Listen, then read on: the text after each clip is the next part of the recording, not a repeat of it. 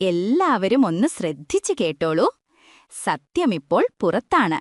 വീണ ജോർജിക്കെതിരെ ആരും കൈവച്ചിട്ടില്ല, ആരും ഒന്നും തൊട്ടിട്ടില്ല. ചോദ്യമുയർന്നപ്പോഴാണ് അവർക്കത് സഹിക്കാനാകാതെ കാര്യങ്ങൾ വലുതാക്കി അവതരിപ്പിച്ചത്. അത്ര തന്നെ. കയ്യിൽ വ്യക്തമായ വീഡിയോ തെളിവുകളുള്ള സാഹചര്യത്തിൽ പോലും കാര്യങ്ങൾ മറച്ചുവെക്കാനോ വേറൊരു കഥ പറയാനോ ശ്രമിച്ചതെന്തിനാണ്? ഓരോ ആരോപണവും ഇഷ്ടാനുസരണം തട്ടിവിട്ടാൽ ജനങ്ങൾ അത് വിഴുങ്ങുമെന്ന് കരുതിയോ? കേരളത്തിലെ ജനങ്ങൾ ബോധമില്ലാത്തവരാണെന്ന് ആരെങ്കിലും കരുതുന്നുണ്ടെങ്കിൽ അതൊരു വലിയ തെറ്റാണ്. കരിമ്പതാകകൾ വീശിയപ്പോൾ തന്നെയാണ് ഈ അപ്രതീക്ഷിത പ്രതികരണം തുടങ്ങിയത്. അധികാരത്തിന്റെ ഗർവമൊന്ന് തളർന്നപ്പോഴാണ് അസഹിഷ്ണുത പുറത്തുവന്നത്. രാജ്ഞിയല്ല അവൾ. ജനാധിപത്യത്തിൽ വിമർശനവും പ്രതിഷേധവും സാധാരണ കാര്യങ്ങളാണ്.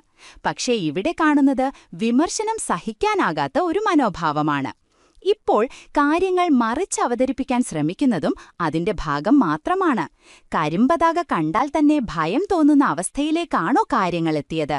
പ്രതിഷേധം കണ്ടാൽ പകച്ചുപോകുകയും പിന്നെ അതിനെ മറ്റൊരു രീതിയിൽ ചിത്രീകരിക്കാൻ ശ്രമിക്കുകയും ചെയ്യുന്നത് നേതൃഗുണമല്ല. ജനങ്ങളെല്ലാം കാണുന്നു, വിലയിരുത്തുന്നു, ഓർക്കുകയും ചെയ്യുന്നു.